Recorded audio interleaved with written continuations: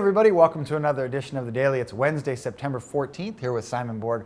I'm Nick Fershaw. Simon, let's take a look back at Tuesday night's action from the CONCACAF Champions League, starting with the LA Galaxy, a big one down in Mexico. They get an early lead, but they fall behind, and they lose to Morelia 2-1. A big loss for the Galaxy, but as always the case, when MLS teams go down there, some controversy to talk about. And the controversy, Nick, revolves around the official. The referee in this case, with two controversial calls on Bruce Arena, is irked by them. One on the Morelia equalizer, wasn't clear that it crossed the line according to Arena. And then in the 90th minute, the Galaxy looked to have the winner, Robbie Keane, bundling home a rebound from a Gonzalez header, and he was not offside. Replay showed it, but the referee called it off. Morelia goes back on the other end. They get the winner in stoppage time. Crazy game. Definitely some ambiguity there, but the Galaxy fall to second place in Group A. There was no ambiguity over in Denver. The Colorado Rapids at home against Santos Laguna.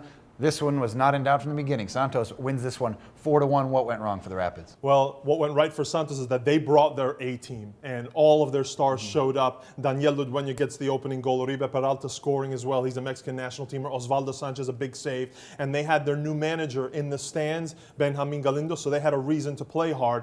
But for Colorado, on defense, they were shambolic, and then in offense, they really couldn't convert. Brian Mullen gets the late goal for the Rapids. It didn't matter much. The Rapids fall into third place over in Group B. Let's take a look at some of the action from Wednesday night. Group C, FC Dallas at home against Tauro. That's the Panamanian side that lost to Toronto FC earlier in the group stage. 8 p.m. Eastern on Fox Soccer. FC Dallas atop of this group. They've played well recently. What do we expect from this one?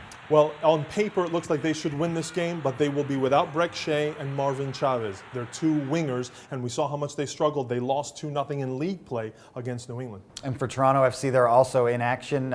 8 p.m. Eastern, they're at Pumas. That one's on Telefutura. For Toronto FC, they're coming off that loss in CONCACAF Champions League anyway. To FC Dallas, can they get some points out of this one, or is it going to be a tough one? No, they can, because Pumas, they're sticking to their plan. They're going to go with their B team, reserve players in this game. So Toronto, if they start their starters, they should have a shot. One last game on the Champions League docket. That's out in Group D. It's the Seattle Sounders on the road in Costa Rica, 10 p.m. Eastern on Fox Soccer. We know the Sounders have played well thus far in the tournament. They're atop the group. Are they going to get a big win out of this one?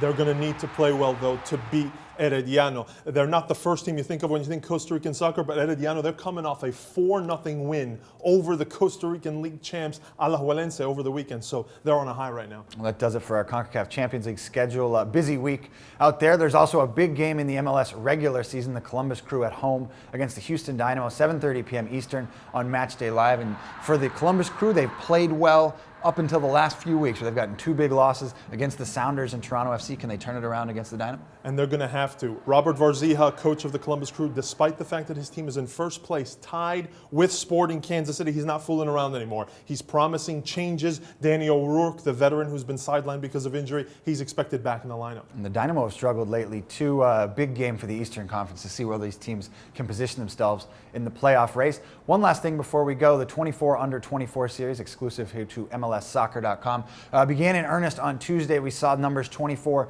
through 20, and today you're going to find out 15 through 19. I think the biggest controversial figure yesterday, Diego Fagundes of the New England Revolution. Because Diego Fagundes finished atop the group from yesterday. He came in at number 20 over some other familiar names, and people forget the experts also voted on potential. And Diego Fagundes, even though he only has 2 appearances in his professional career, he does come in, he does rate highly when it comes to potential, and showed it in the few minutes he's gotten. And ahead of guys like AJ Soares and Jack McInerney. But again, you're talking about potential. A 16-year-old kid up in New England, he's got a ton of it.